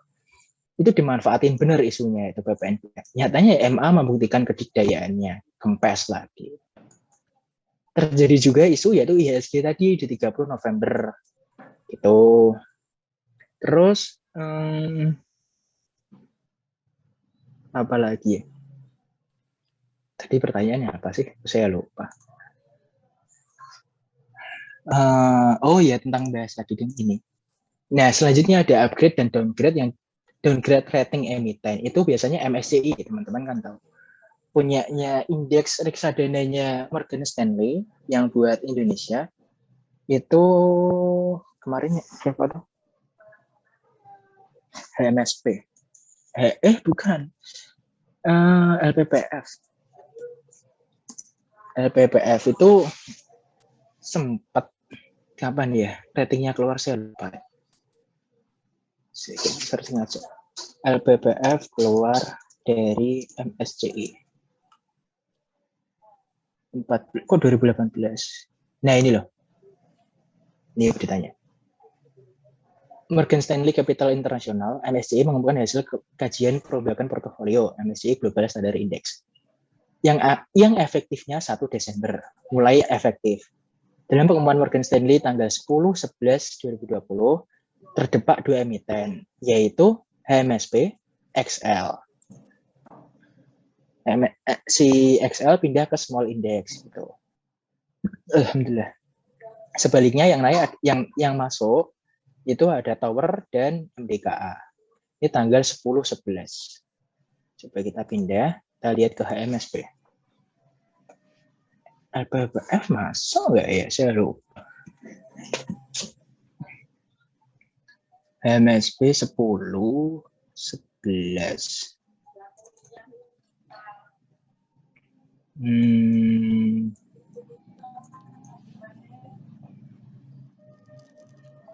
Nih, dia tanggal 10 masih naik 5% gitu. Ini cuma pancingan doang. Besoknya juga dibuat turun karena keluar berita bahwa HMSP didepak gitu loh, keluar gap down minus 5%. Naik 5, turun 5 gitu. Hampir sama. Walaupun selanjutnya masih lanjut naik gitu. Ini ada tradingnya gimana, cara trading pakai MSCI, ada PDF-nya. Nanti kalau teman-teman kepo nanti saya carikan PDF-nya. Nah, di sini si MSP kena ARB. Ini kenapa ARB-nya? Kalau nggak salah ya tanggal 10 Desember ini hubungannya sama cukai. Keluar berita cukai yang naik gitu. Cukai rokok naik. Jadi ARB 2 hari dia turun 13% kurang lebih. Tuh. Ini hubungannya yang sama isu tadi. Sebentar ya teman-teman.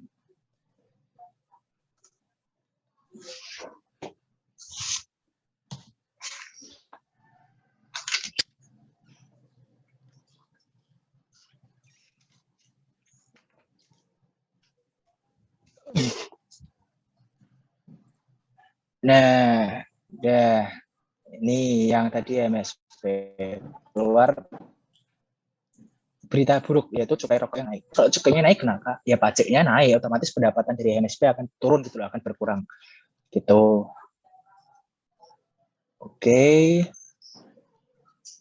Ya udah. Tadi ya Mbak, kita nggak bisa berpatokan bahwa harus teknikal aja, harus fundamental aja, enggak. Tapi saya kembalikan ke teman-teman gimana gitu. Kalau udah, semoga menjawab Mbak Lailatun Zuhro.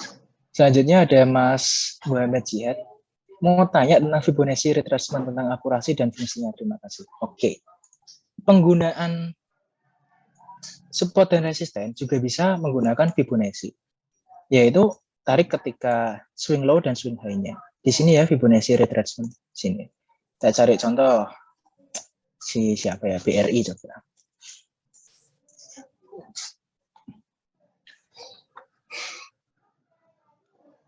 Tarik dari swing low-nya ke swing high. Tuh.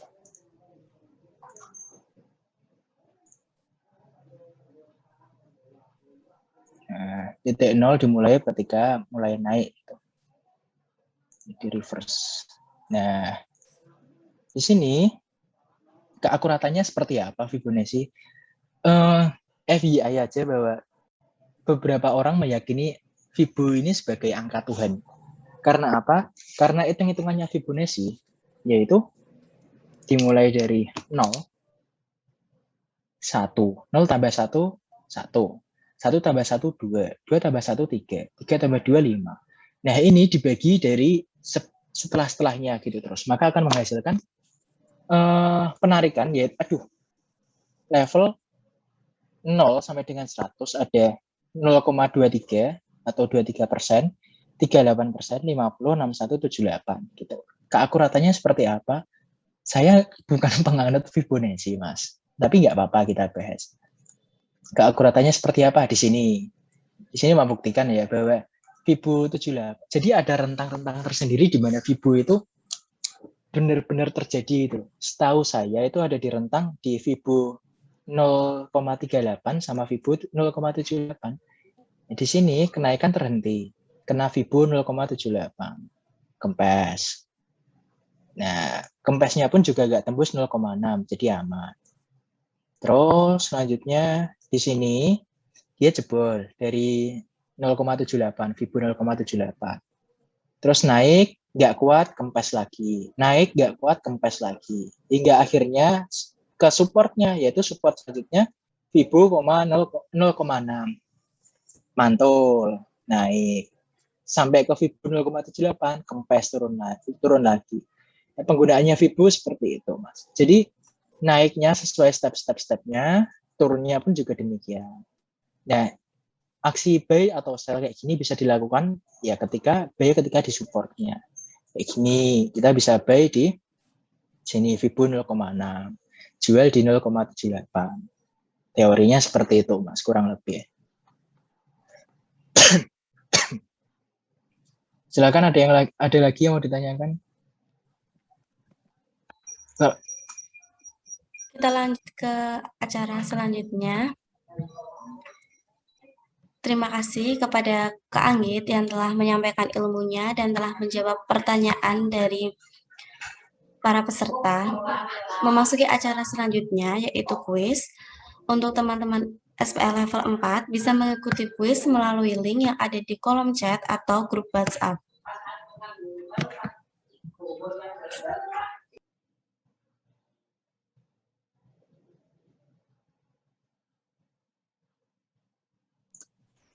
Isinya kuisnya bahas tentang apa, Kak? Tentang materi dari SPM level 1 sampai 4 ini, Kak. Oh, oke. Silakan. Silakan buat teman-teman, waktunya 10 menit ya. Atau kalau ada setelah kuis nanti ya, kalau masih ada sesinya, bagi yang punya saham dan kepo, Mas ini atau gitu analisanya seperti apa menurut sudut pandangnya saya gitu. Nanti kita bahas. Untuk sekarang silakan dikerjakan dulu kuisnya.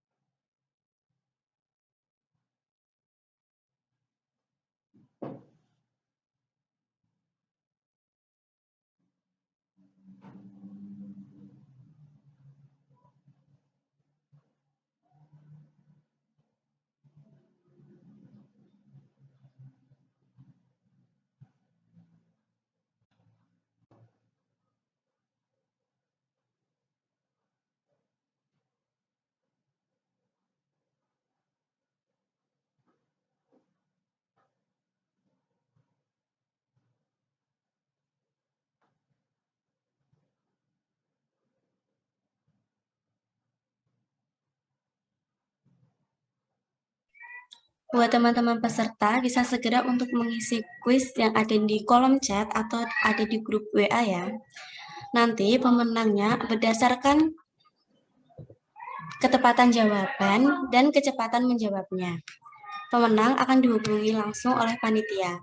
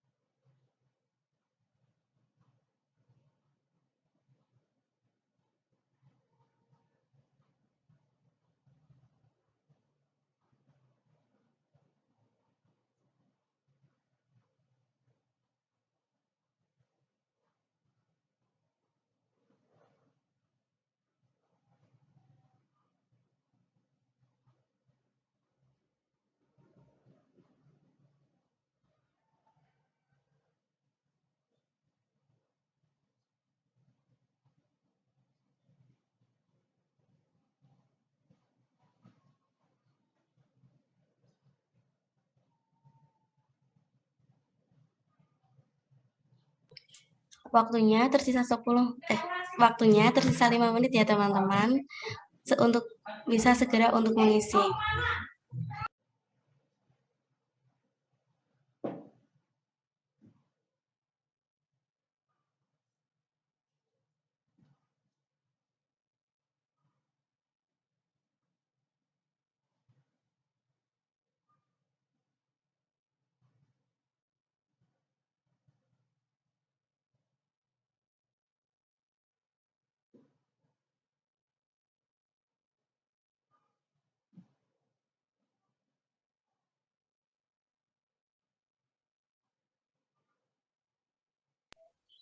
Dan teman-teman yang sudah mengisi bisa langsung mengisi kuesioner yang ada pada email masing-masing peserta.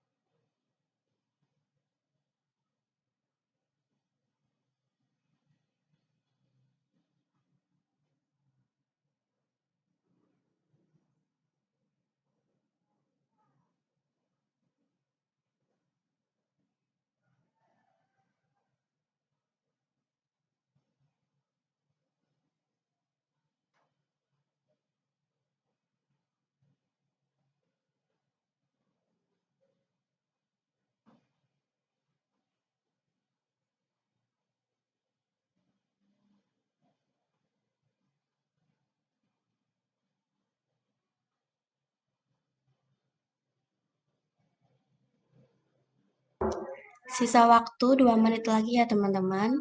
Dan yang udah mengisi kuis, silahkan untuk mengisi kuesioner yang telah masuk di email masing-masing peserta.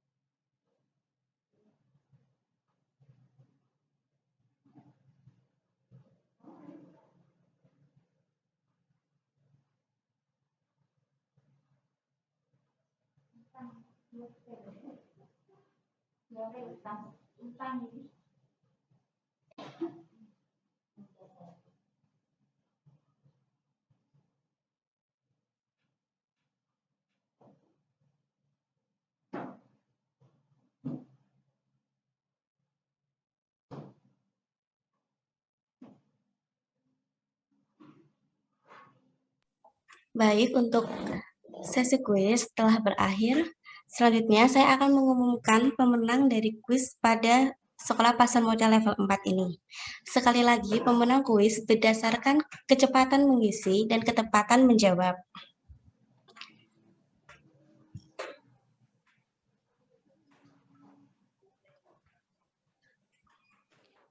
Pemenang kuis pada Sekolah Pasar Modal dimenangkan oleh Kak Kulwatul Janah dengan skor 100. Mana nih Kak Kulwatul Janah? Bisa on cam, Kak?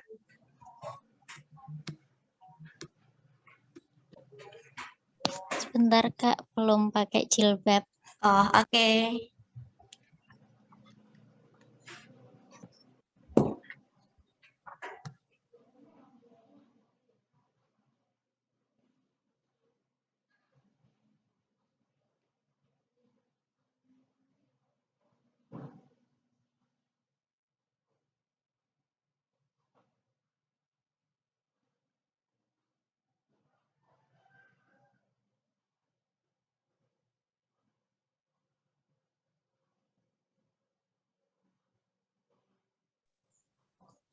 Sudah Kak, gimana?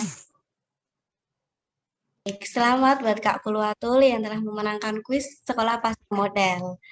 Nah, selanjutnya mungkin bisa nih memberikan kesan dan pesan untuk kegiatan ini. Kan udah ikut nih dari level 1 sampai 4. Gimana kesan dan pesannya, Kak, untuk kegiatan Sekolah Pasar Modal ini? Ya, untuk kesannya sendiri sangat menarik ya, memberi pengetahuan bagi banyak orang, terutama saya pribadi, karena memang sebenarnya saya peminat dari lama mengenai pasar modal, tapi memang belum berani untuk membeli sebuah saham ataupun reksadana karena belum banyak tahu. Jadi karena ikut sekolah pasar modal ini, lebih banyak tahu tentang pasar modal gitu. Kalau pesannya, semoga kegiatan ini bisa dilakukan lagi karena memang sangat bermanfaat dan bisa lebih baik lagi. Seperti itu aja, Kak.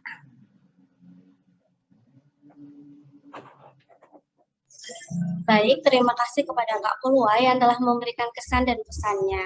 Nanti pihak panitia akan menghubungi Kak Kulwa melalui WA ya, Kak. Ya, baik, Kak.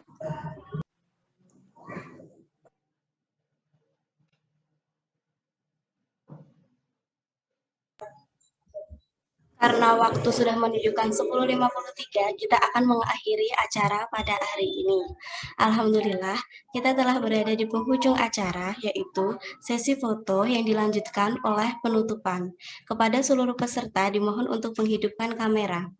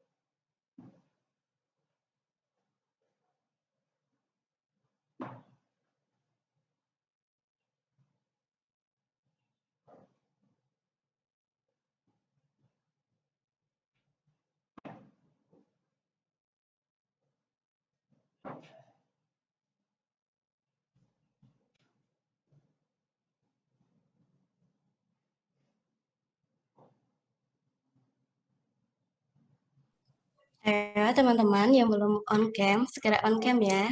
Acara terakhir nih.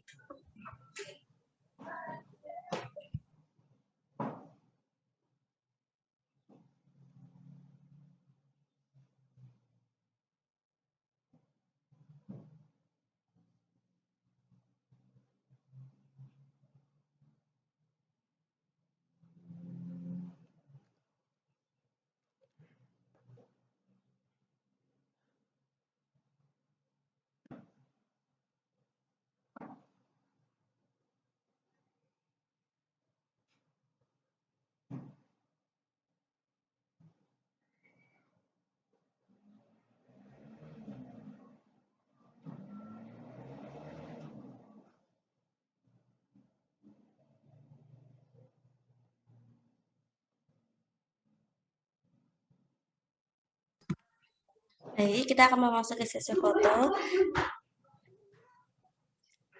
1, 2, 3.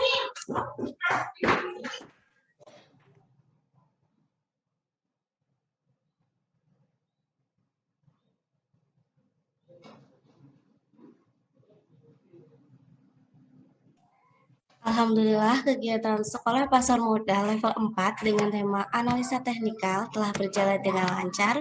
Semoga dengan kegiatan ini mendapatkan manfaatnya. Marilah kita tutup acara Sekolah Pasar Modal level 4 dengan mengucap hamdalah bersama-sama. Alhamdulillahirabbil alamin. Demikian dari saya, Widya Dwi Hapsari selaku pembawa acara.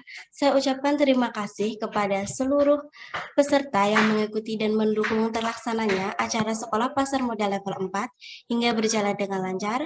Apabila ada kekurangan atau kesalahan dalam bertutur kata, saya mohon maaf yang sebesar-besarnya. Wassalamualaikum warahmatullahi wabarakatuh. Waalaikumsalam warahmatullahi Warahmatullahi wabarakatuh. Terima kasih Terima kasih. teman-teman. Terima kasih banyak Kak Sampai Anggit. kembali, Kak. wabarakatuh. Kak Anggit.